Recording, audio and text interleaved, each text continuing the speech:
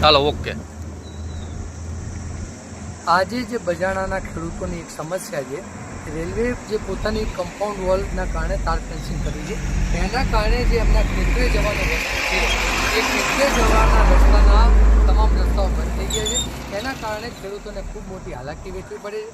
આજે રેલવેના જવાબદાર અધિકારીઓ સાથે ખેડૂત હિતરક્ષક સમિતિ વતી હું પોતે ઉપસ્થિત થયો અને બજાણા ગામના સૌ ખેડૂત પ્રતિનિધિઓ હાજર રહ્યા।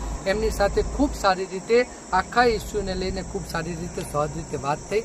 અધિકારીશ્રીએ પણ ખેડૂતોને અને અમને બધાને આશ્વસ્ત કર્યા છે કે એ પણ એમના લગત જવાબદાર તમામ અધિકારીઓને આ વિષયમાં લેખિત સ્વરૂપે પણ રજૂઆત કરશે અને આપણા પ્રશ્નનો ઝડપી ખૂબ સારી રીતે નિરાકરણ આવે એ દિશામાં તંત્ર અને ખેડૂત પ્રતિનિધિઓ બંને આજે સહમત છે।